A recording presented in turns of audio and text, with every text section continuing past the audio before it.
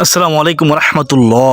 চলতেছে পবিত্র শাওয়াল মাস, সম্মানিত মাস, ফজিলতপূর্ণ মাস। আলহামদুলিল্লাহ সবাই বলুন। প্রিয় দর্শক, আজকে আমরা জানব শাওয়াল মাসের এই সম্মানিত মাসের যে 6টি রোজা রেখে যে 4টি জিকির করলে জীবনের সমস্ত গুনাহ মাফ হবে। চোখের গুনাহ, জবানের গুনাহ, পায়ের গুনাহ, হাতের গুনাহ, সর্বাঙ্গ প্রত্যঙ্গে যত গুনাহ আছে, শিরকি, বেদাতি, জেনা, ব্যভিচার সমস্ত গুনাহ মাফ হয়ে যাবে ইনশাআল্লাহ। শাওয়াল মাসের এই 6টি রোজা রেখে এই 4টি জিকির করলে দোয়া ও মনে আশা পূরণ হবে ইনশাআল্লাহ। শাওয়াল মাসের এই 6টি রোজা রেখে যে 4টি জিকির করলে আমল নামায় নেকি দ্বারা ভরপুর হয়ে যাবে ইনশাআল্লাহ। আমি আলোচনা করব শাওয়াল মাসের এই 6টি রোজা রেখে এই 4টি জিকির করলে মহান আল্লাহ ও রাসূল সাল্লাল্লাহু আলাইহি ওয়াসাল্লাম খুশি হবে, অত্যন্ত খুশি হবে ইনশাআল্লাহ। শাওয়াল মাসের এই 6টি রোজা রেখে যে 4টি জিকির করলে দুঃখ, কষ্ট, পেরেশানি, হতাশা দূর হবে ইনশাআল্লাহ। আমি আলোচনা করব। প্রিয় দর্শক, শাওয়াল মাসের এই 6টি রোজা রেখে 4টি জিকির করলে বিপদ, আফত, বালা, মুসিবত দূর হবে। দূর করবেন কে? আল্লাহ ইনশাআল্লাহ। তো প্রিয় দর্শক, আজকের ভিডিওটি অনেক গুরুত্বপূর্ণ, তাই অনুরোধ করব ধৈর্য সহকারে কমেন্টে আলহামদুলিল্লাহ লিখে আল্লাহ শুকরিয়া আদায় করে দেখতে থাকুন। তো প্রিয় দর্শক, চলুন আমরা মূল আলোচনা যাওয়ার পূর্বে একটু প্রার্থনা করে নিই। কার্য কখন কবুল হতে যায় না। হে মহান দয়ালু প্রেময় আল্লাহ, আপনি আমাদেরকে বেশি বেশি নেক আমল করার তৌফিক দান করুন। সকলে বলি আল্লাহুম্মা আমিন। তো প্রিয় দর্শক, চলুন আমরা বিস্তারিত জেনে নেই। নফল রোজাগুলোর মধ্যে অন্যতম হলো শাওয়াল মাসের 6টি রোজা। সাধারণ মুসলমান এই 6 রোজাকে সাক্ষী রোজা হিসেবে জানলেও পবিত্র কোরআন ও হাদিস বা ধর্মীয় গ্রন্থাদিতে এই নামটি খুঁজে পাওয়া যায় না। কোরআন ট্রিটমেন্ট ওয়ান ইউটিউব চ্যানেল সুপ্রিয় দর্শক, শাওয়াল মাসের 6 রোজার ফজিলত শুনলে অবাক হয়ে যাবেন। শুনুন, রমজান মাসের পরের মাস অর্থাৎ হিজরি সনের 10ম মাস হলো শাওয়াল মাস, সম্মানিত মাস। এই মাসের প্রথম দিনে মুসলিম উম্মার সর্ববৃহৎ জাতীয় উৎসব ঈদ উল ফিতর উদযাপিত হয়। উৎসব আনন্দে মুসলমানগণ যাতে রমজানের মহৎ শিক্ষাটা ভুলে না যায়, হয়তো সেই জন্যই রাসূল করিম সাল্লাল্লাহু আলাইহি ওয়াসাল্লাম এই পবিত্র মাসে, সম্মানিত মাসে 6টি নফল রোজা রাখতে উম্মতকে উৎসাহিত করেছেন, হাদিসের মাধ্যমে সুসংবাদ দিয়েছেন। হাদিসটি শুনুন, শুনলেই বুঝতে পারবেন। হযরত আবু আইয়ুব আনসারী রাদিয়াল্লাহু তাআলা আনহু একটি হাদিস বর্ণনা করেছেন। তিনি বর্ণনা করতেছেন, তিনি বলেন, রাসূলুল্লাহ সাল্লাল্লাহু আলাইহি ওয়াসাল্লাম বলেছেন, যে ব্যক্তি রমজান মাসের সব ফরজ রোজাগুলো রাখলো, 30টা রোজা রাখলো, আমার নবীজি বলেন, অতঃপর শাওয়াল মাসে আরও অতিরিক্ত 6টি রোজা রাখলো একমাত্র আল্লাহকে খুশি করার জন্য। কয়টি রোজা রাখলো? 6টি রোজা রাখলো। আমার নবীজি বলেন, সে যেন সারা বছর ধরেই রোজা রাখলো। সুবহানাল্লাহ, সুবহানাল্লাহ। সহিহ মুসলিম শরীফের হাদিস 1164 নম্বর হাদিস। আলোচ্য হাদিসে যে বিষয়টি বিশেষভাবে লক্ষণীয় তা হলো, শুধু শাওয়াল মাসে 6টি রোজা রাখলেই 1 বছরের নফল রোজার সওয়াব পাওয়া যাবে তেমনটি নয়। আবার মনে রাখবেন, শুধু মহিমান্বিত রমজানে পুরো 1 মাস রোজা রাখলেও 1 বছরের নফল রোজার সওয়াব দেওয়া হবে, সে কথাও কোথাও বলা হয়নি। বরং পুরো রমজান মাস রোজা রাখার পরে শাওয়াল মাসে আরও অতিরিক্ত 6টি রোজা রাখলে তবেই পূর্ণ 1 বছর নফল রোজা রাখার সওয়াব লাভ করা যাবে। সে কথাই হাদিসে রাসূলুল্লাহ সাল্লাল্লাহু আলাইহি ওয়াসাল্লাম বলেছেন। সুপ্রদিনী ভাই বোন, বস্তুত হাদিসে পবিত্র কোরআনেরও একটি আয়াতের বক্তব্য বিবৃত হয়েছে, এরশাদ হয়েছে, যে কেউ কোনো নেক আমল করবে, যে কেউ কোনো নেক আমল করবে তাকে তার 10 গুণ সওয়াব প্রদান করা হবে। সুবহানাল্লাহ। সূরা আল আনাম আয়াত হচ্ছে 160। সুতরাং রমজানের 1 মাসের 10 গুণ হলো 10 মাস, আর শাওয়াল মাসের 6 দিনের 10 গুণ হলো 60 দিন, অর্থাৎ 2 মাস। সুবহানাল্লাহ। অর্থাৎ পূর্ণ 1 বছরের নফল রোজার সওয়াব লাভের জন্য রমজানের রোজা রাখার পরে শাওয়াল মাসের 6 রোজা রাখার শর্ত থাকলেও যদি কেউ কোনো কারণে রমজানের পূর্ণ মাস রোজা রাখতে না পেরে থাকেন, তাহলে শাওয়াল মাসের 6 রোজা রাখা যাবে না, তেমনটিও নয়। সেক্ষেত্রে পূর্ণ 1 বছরের নফল রোজার সওয়াব না পেলেও নফল রোজা পালনের সীমাহীন নেকি সওয়াব তিনি পাবেন, তাতে কোনো বিন্দুমাত্র সন্দেহ নেই। কোরআন ট্রিটমেন্ট 1 ইউটিউব চ্যানেলের সুপ্রদিনী ভাই বোন, এখন সেই পজিতপূর্ণ 4টি জিকির সম্পর্কে জেনে নিন। যে 4টি জিকির সম্পর্কে বলেছেন নবীজি প্রিয় সাহাবী হযরত আবু হুরায়রা রাদিয়াল্লাহু তাআলা আনহু। নবীজি প্রিয় সাহাবী বলেন, সর্বপ্রথম নাম্বার জিকিরটি হলো সুবহানাল্লাহ, সুবহানাল্লাহ, সুবহানাল্লাহ। প্রিয় দর্শক, আপনি কি জানেন যে সুবহানাল্লাহ জিকিরের কত দাম, কত সম্মান, কত গুরুত্ব? মহান আল্লাহ তাআলা বলেন, আমার কোনো বান্দা যদি একবার সুবহানাল্লাহ এর আওয়াজ দেয়, আমি আল্লাহ আসমান ও জমিনের মধ্যবর্তী যত ফাঁকা জায়গা রয়েছে, যত খালি জায়গা রয়েছে, সকল ফাঁকা জায়গাগুলোকে নেক দ্বারা পরিপূর্ণ করে দেই। সুবহানাল্লাহ, সুবহানাল্লাহ। প্রিয় দর্শক, আপনি যদি চেয়ে থাকেন যে আপনার আমল নামায় এত পরিমাণ নেক দ্বারা পরিপূর্ণ হোক, তাহলে ইনশাআল্লাহ আজকের পর থেকে আপনি অবশ্যই সুবহানাল্লাহ এই জিকিরটি বেশি বেশি পরিমাণে পাঠ করবেন। ইনশাআল্লাহ শয়তান যত ওয়াসওয়াসা দিক, এই আমল থেকে গাফেল হবেন না। প্রিয় দর্শক, সুবহানাল্লাহ জিকির দ্বিতীয় ফজিলত হলো, কেউ যদি একবার সুবহানাল্লাহ পাঠ করে, মহান আল্লাহ রাব্বুল আলামিন জান্নাতের মধ্যে একটি গাছ রোপণ করেন, সাথে সাথে তার জন্য। কিতাবে ওই গাছটি সম্পর্কে বলেন, ওই গাছের ছায়া এত লম্বা হয় যে একটি দ্রুতগামী ঘোড়া যদি 500 বছর পর্যন্ত দৌড়ায়, তাহলেও ওই গাছের ছায়া অতিক্রম করতে পারবে না, পারবে না। আল্লাহু আকবার কাবীরা, সুবহানাল্লাহ।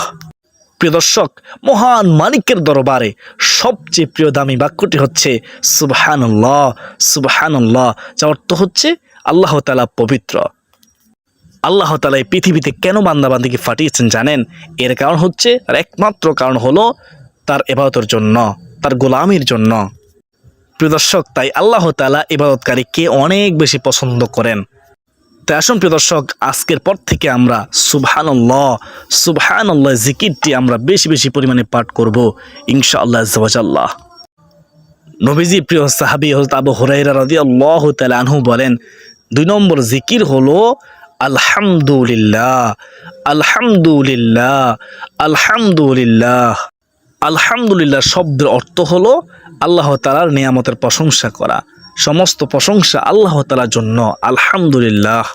মহান মালিক আল্লাহ রাব্বুল আলামিন পবিত্র কোরআন কারীমে বলেন, হে নবী, আপনি আপনার সকল উম্মতদেরকে জানিয়ে দিন, আপনার সকল উম্মতদেরকে বলে দিন, যেই উম্মত অর্থাৎ যেই বান্দা আমি আল্লাহর নিয়ামত পেয়ে নিয়ামতের শুকরিয়া আদায় করলো না, কৃতজ্ঞতা প্রকাশ করলো না, আমি আল্লাহ তার নিয়ামতকে ছিনিয়ে নিয়ে যাই, কেড়ে নিয়ে যাই। নাউযুবিল্লাহি মিন যালিক। আর যে আমার নিয়ামত পেয়ে নিয়ামতের শুকরিয়া আদায় করলো, কৃতজ্ঞতা প্রকাশ করলো, আমি আল্লাহ তার নিয়ামতকে খুশি হয়ে আরও বৃদ্ধি করে দেই, আরও বাড়িয়ে দেই, তার নিয়ামত বাড়তেই থাকে। সুবহানাল্লাহ। তো আমরা বেশি বেশি পরিমাণে শুকরিয়া আদায় করব। শুকরিয়া আদায় করে আমার বাড়িয়ে দিবেন কে? আল্লাহ। দেখুন, এই পৃথিবীতে শুধু মানুষ ব্যতীত যত প্রাণীকুল মাখলুকাত আল্লাহ রাব্বুল আলামিন সৃষ্টি করেছেন, সকল কিছুই আমাদের উপকারের জন্য, আমাদের মঙ্গলের জন্য, কল্যাণের জন্য মহান আল্লাহ রাব্বুল আলামিন সৃষ্টি করেছেন। এজন্য আমরা একটিবার হলে বলতে পারি মন প্রাণ উজাড় করে মোহাব্বতের সাথে আলহামদুলিল্লাহ, আলহামদুলিল্লাহ। আমরা যদি আল্লাহ তাআলার প্রশংসা বেশি বেশি পরিমাণে করি, ইনশাআল্লাহ আল্লাহ রাব্বুল আলামিন আমাদেরকে উত্তম যাজা খায়ের কল্যাণ দান করবেন ইনশাআল্লাহ, বিন্দু মাত্র সন্দেহ নেই। কোরআন ট্রিটমেন্ট 1 ইউটিউব চ্যানেলের সুপ্রিয় দর্শক, নবীজি সাহাবী হযরত আবু হুরায়রা রাদিয়াল্লাহু তাআলা আনহু আরো বলেন, 3 নম্বর জিকির হলো লা ইলাহা ইল্লাল্লাহ, লা ইলাহা ইল্লাল্লাহ। কোনো ব্যক্তি যদি দুনিয়াতে একবার বসে লা ইলাহা ইল্লাল্লাহ এর আওয়াজ দেয়, ওই আওয়াজটুকু সাথে সাথে আল্লাহ তাআলার আরশ আজিমের সাথে গিয়ে ধাক্কা লাগে। মহান আল্লাহ রব্বুল আলামিনের আরশ আজিমের নিকট একটি নূরের খুঁটি রয়েছে, সেই খুঁটিটুকু কাঁপতে থাকে, নড়তে থাকে। তখন মহান আল্লাহ রব্বুল আলামিন বলেন, ও খুঁটি তুমি কেন কাঁপো?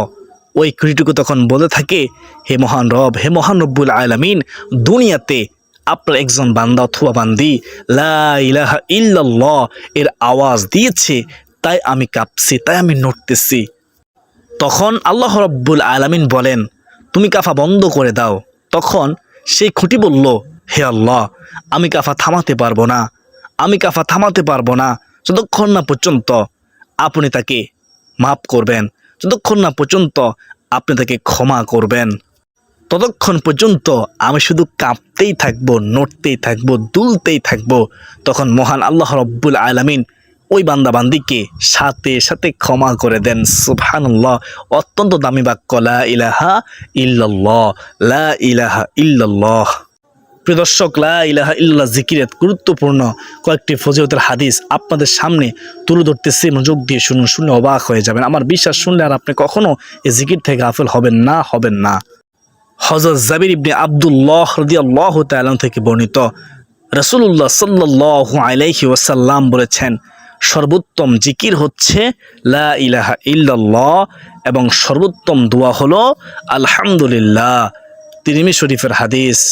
তো আমরা জানলাম সর্বোত্তম জিকির কি লা ইলাহা ইল্লাল্লাহ, এবং আমরা আর জানলাম সর্বোত্তম দোয়া হলো আলহামদুলিল্লাহ। হযরত মুআজ রাদিয়াল্লাহু তাআলা আনহু থেকে বর্ণিত, রাসূল আকরাম সাল্লাল্লাহু আলাইহি ওয়াসাল্লাম বলেছেন, যে ব্যক্তি খালেস অন্তরে একনিষ্ঠতার সঙ্গে লা ইলাহা ইল্লাল্লাহ বলবে, সে জান্নাতে প্রবেশ করবে হাসতে হাসতে। মান ক্বালা লা ইলাহা ইল্লাল্লাহ ফাদাখালাল জান্নাহ।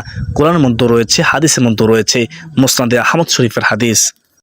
আর একটি হাদিস হযরত ইতবান বিন মালিক রাদিয়াল্লাহু তাআলা আনহু থেকে বর্ণিত, রাসূলুল্লাহ সাল্লাল্লাহু আলাইহি ওয়াসাল্লাম বলেছেন, যে ব্যক্তি একমাত্র আল্লাহ রাব্বুল আলামিনকে সন্তুষ্টি করার জন্য লা ইলাহা ইল্লাল্লাহ বলবে, কিয়ামতের দিন সে এমনভাবে উপস্থিত হবে যে তার উপর জাহান্নাম হারাম হয়ে গিয়েছে। সুবহানাল্লাহ, সুবহানাল্লাহ।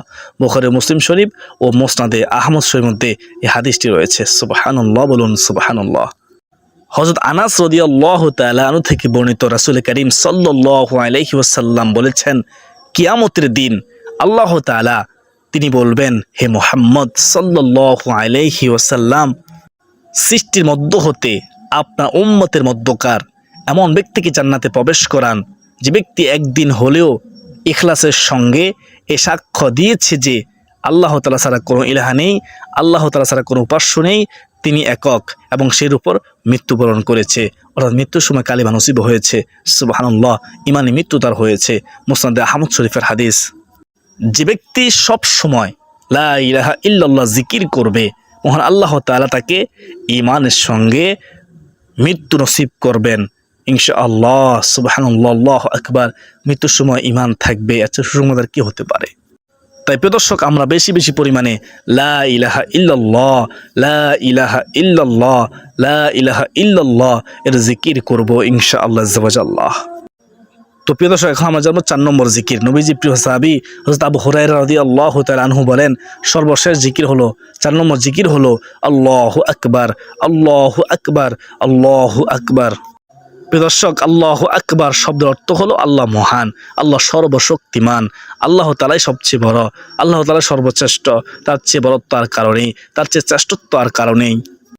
প্রিয় দর্শক, যে ব্যক্তি আল্লাহ তাআলাকে সবচেয়ে বড় মানে, সবচেয়ে বড় হিসেবে আখ্যায়িত করে, মহান আল্লাহ রব্বুল আলামিন তাকে দুনিয়ার বাদশাহী দান করবেন ইনশাআল্লাহ। দুনিয়া আখিরাতের কোনো টেনশন তার থাকবে না, সর্ব অবস্থাতে আল্লাহ তাআলার জিম্মায় থাকবে। সুবহানাল্লাহ, সুবহানাল্লাহ।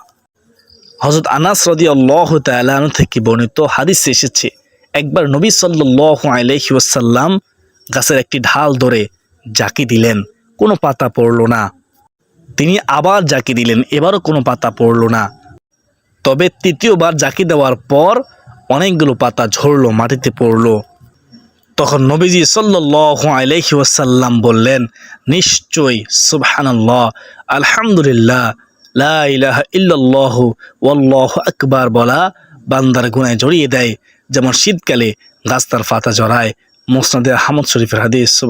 সুবহানাল্লাহ, আল্লাহু আকবার কাবীরা। তাই প্রিয় দর্শক, আজকের পর থেকে আমরা এই 4টি জিকিরকে বেশি বেশি পরিমাণে পাঠ করার অভ্যাস গড়ে তুলব ইনশাআল্লাহ আজ্জা ওয়াজাল্লাহ।